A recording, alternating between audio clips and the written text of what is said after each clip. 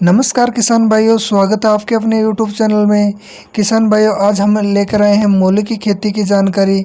तो किसान भाइयों, इस वीडियो में हम आपको बताएंगे मूली की खेती में लगने वाले रोग को नियंत्रण हम किस प्रकार से कर सकते हैं। उससे पहले किसान भाइयों मैं बता देता हूं, आप जो ये खेत देख रहे हैं, इस खेत में भी कुछ मात्रा में रोग आ गए हैं, क्योंकि किसान भाइयों हमारे यहाँ पिछले 5-7 दिन से लगातार बरसात हो रही थी, जिसके कारण हम अपने खेत को केयर अच्छी तरह नहीं कर पाए, अर्थात हमारी मूली की खेती की केयर अच्छी तरह नहीं कर पाए और यहाँ भी इस फसल में भी रोग आ गए हैं।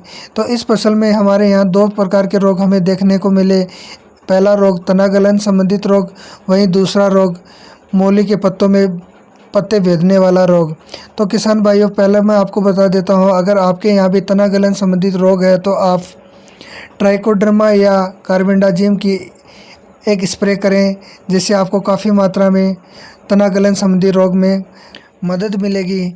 तो किसान भाइयों मैं आपको बता देता हूँ, कुछ किसान भाइयों की एक और समस्या आ रही थी कि उनके खेत में मूली के पत्ते कुछ सफ़ेद सफ़ेद दिखाई दे रहे हैं। तो उन किसान भाइयों को मैं आपको बता देता हूँ कि आप एक काम करें, सिंचाई का बिल्कुल अच्छी तरह प्रबंध करें, क्योंकि कुछ किसान भाई अपने खेत में पानी ज़्यादा दे रहे हैं और कुछ किसान भाई अपने खेत में पानी कम दे रहे हैं। तो आप 30 से 40 मिनट ही रोज़ाना पानी का प्रयोग करें, ज़्यादा पानी ना दें। ज़्यादा पानी के कारण आपका तना गलन संबंधित रोग हो सकते हैं, वहीं कम पानी के कारण आपके पत्ते सफ़ेद सफ़ेद होना गर्मी के कारण शुरू हो जाते हैं।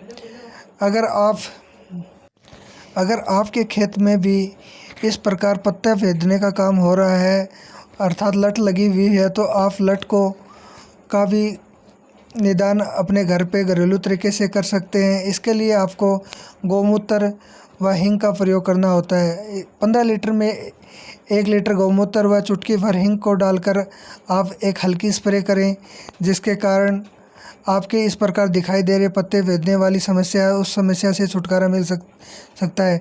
किसान भाइयों, मेरे ये समस्या बहुत ही ज़्यादा थी, इसलिए मैं जैविक विधि से उपचार ना करके रासायनिक विधि से इसका उपचार कर रहा हूँ। क्योंकि वीडियो में आपको दिखाई दे रहा है, यहाँ पत्ते भेदने या सुंडी नामक रोग की बहुत ही ज़्यादा मात्रा फैल गई है। ये रोग धीरे धीरे करके पूरे पत्तों में फैल रहा है और आपको जो ये वीडियो में लट दिखाई दे रही है, ये लट इन पत्तों को भेदने का काम बहुत जल्दी कर रही है और साथ ही साथ ये बहुत ही ज़्यादा संख्या में अपने अंडे भी छोड़ रही है। तो किसान भाइयों, हम इस रोग का निदान करेंगे रासायनिक विधि से। तो चलिए अब मैं आपको बता देता हूँ कि हम कौन सी दवाई का प्रयोग कर और कितना कर इस रोग का निदान करेंगे। तो किसान भाइयों, चैनल पर नए हो तो चैनल को सब्सक्राइब कर लें, वीडियो अच्छी लगे तो वीडियो को लाइक करें तथा साथ ही साथ अन्य किसानों के साथ इस वीडियो को शेयर करें। तो किसान भाइयों, हम लेजेंटा सुपर कंपनी की इस दवाई का प्रयोग कर रहे हैं। इस दवाई का अधिकांश प्रयोग कपास में सुंडी रोग के लिए किया जाता है, वहीं आज हम मूली में भी इसी का प्रयोग कर रहे हैं।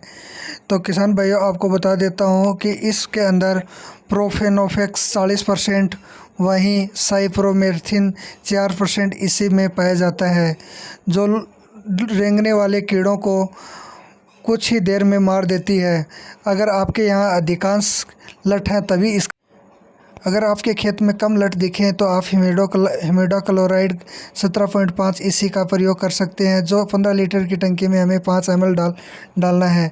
अगर वहीं बात करें इस दवाई की, तो इस दवाई का हमें 15 से 25 ml पर 15 लीटर की टंकी में डालना है और डालने के बाद हमें उस टैंक को, अपने स्प्रे टैंक को चालू कर इसको अच्छी तरह घोल को मिला लेना है। किसान भाइयों, ध्यान रखें, बिल्कुल सावधानी बरतें, क्योंकि यह एक कीटनाशी है जो विष का ही काम करती है। तो अच्छी तरह सावधानी बरतें, हवा के बिल्कुल विपरीत दिशा में होकर इसकी स्प्रे हमें करनी चाहिए। तो किसान भाइयों, इसका स्प्रे करते समय हमें अपने फसल को अच्छी तरह नहला देना है, जिससे हमारी इस फसल पे लगने वाले इस प्रकार के कीटों की जो संख्या अधिक बढ़ी हुई है उसमें कमी आ जाएगी।